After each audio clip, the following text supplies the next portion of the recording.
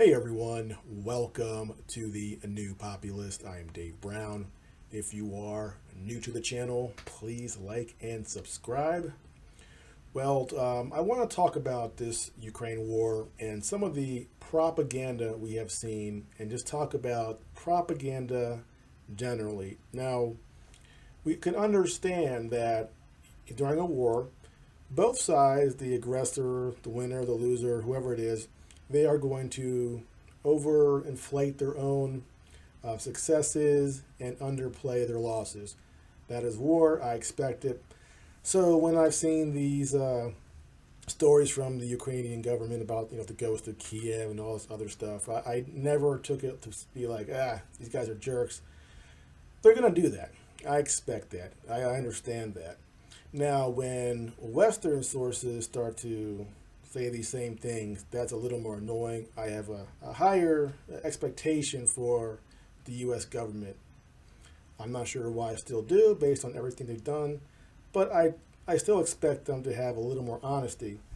But I wanted to cover a few reasons why Western intelligence and Western sources seem to get things wrong so often. And there's three main reasons. And the first one is the very obvious one. They are purposely lying for whatever reason. They want to shape a narrative. They're trying to conceal their intentions, whatever it might be.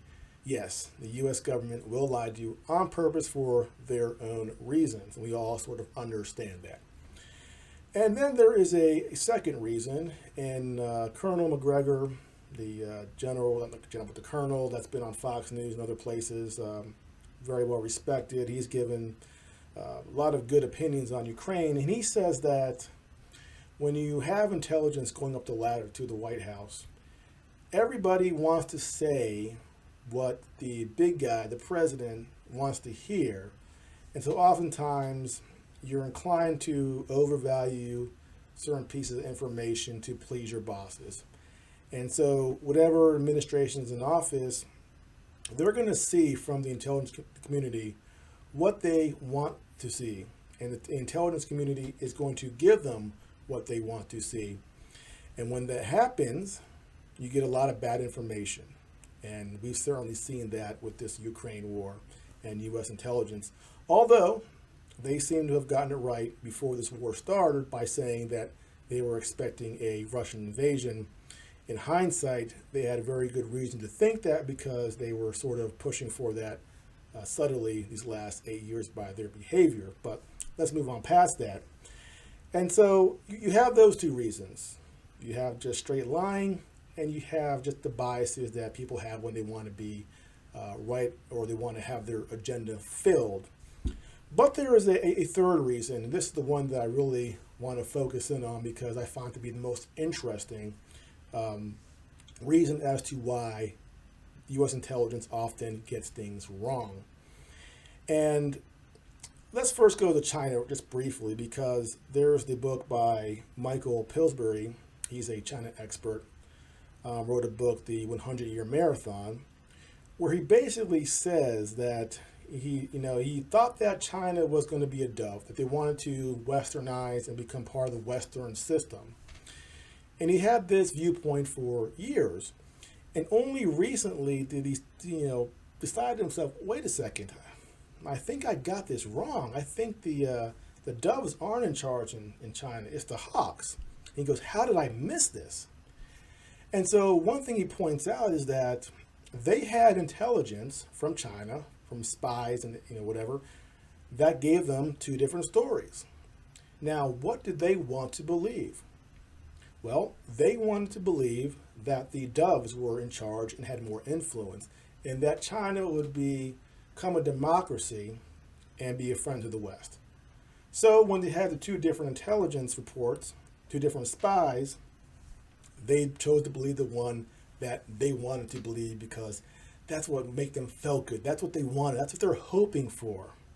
So we had defectors from China who said explicitly, no, the doves are not in charge, the hawks are. They're just playing nice. It's part of a long-term Chinese strategy to gain power, to gain influence, and when the time is right, then make your move. So they are willing to overlook a lot of grievances to not provoke the big fight with the big superpower right now, which is why with this whole thing with Pelosi in Taiwan, they made a lot of noise, but they didn't really do anything about it yet, because for China, the time is not quite right. Right now, the United States and the West are committing economic suicide with their sanctions against Russia. Why make a move right now, per se? Let the West keep unraveling and weakening before you make that move, and make sure when you make it, you're going to win. So that's what China is doing. But again, when it comes to the intelligence, we choose to believe what we want to believe. And the last one is we have agents in those countries that we get intelligence from who are feeding us bad information. Let's go back to the Russian dossier with Mike or Christopher Steele, the ex-British spy. He had sources from the Kremlin. And we can now know in hindsight, they were feeding him BS. And this is a very obvious tactic, feed your enemy garbage, right? And matter of fact, in 1984, there was a book written by Anatoly Golitsyn. And I've actually talked about this before. New Lies for Old. It's a very long and hard to read book, but it's interesting. And he talks about the Soviet strategy to feed information to the West that would make them think that the Soviet Union was going to do this or do that, or they were on the edge of this disaster or on the edge of that disaster. And they were intentionally feeding garbage to the United States through their double agents and whatever.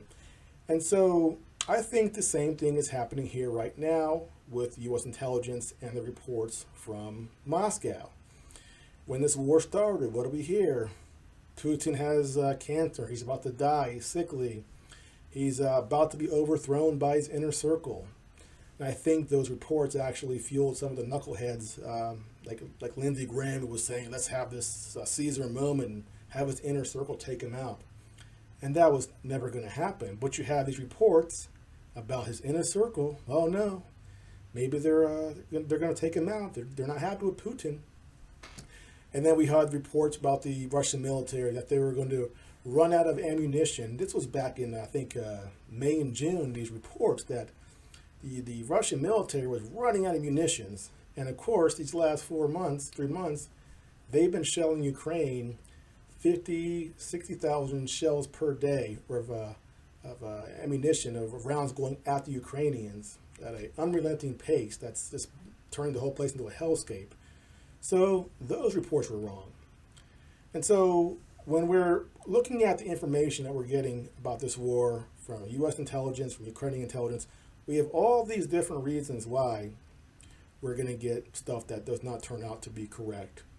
And so one thing we should all do when watching what's going on here, you really have to take a step back, not believe the first thing you see, and try to get both sources from both sides to sort of take it together and try to make sense of it. If you look at things and put it together and try to find some logic to it, that will help you to decide whether or not that piece of information makes sense. And again, some of these stories that we've heard are just so nonsensical. And there's this anti-Russian hysteria right now, and you have every reason to be upset with Russia. I explained why this war started and why NATO did what they did and why the Western powers did what they did to sort of provoke the war by trying to push the Ukrainians against the Russians. I point that out, but again, that doesn't mean that I support the action by the Russians of invading Ukraine. I'm just trying to better understand why it happened. So, but again, this anti-Russian hysteria has blinded people, and they are repeating the most outlandish propaganda you can think of. Again, the ghost of Kiev. I mean, on the face of it, it was so ridiculous yet we had members of Congress, absolute knuckleheads like Adam Kinzinger, repeating it. Again, why did he repeat it? I guess what I said before, he wanted to believe it to be true. He was so emotionally invested, he wanted to believe it to be true that overrode his common sense, and he actually repeated this tweet about the ghost of Kiev that's flying around, blowing MiG-29s out the sky one by one. And it was absolutely ridiculous. So this war and coming up with this economic crisis that we're probably going to see really get rolling pretty soon with this with the fuel shortages. We're going to get this propaganda ramped up. We're going to see more of it, and we have to be discerning when picking through it to find out what's really true and what is an absolute steaming pile of hot garbage. That's our challenge. Well, that's it for now. Again, if you are new to the channel, please like and subscribe. I'll see you next time.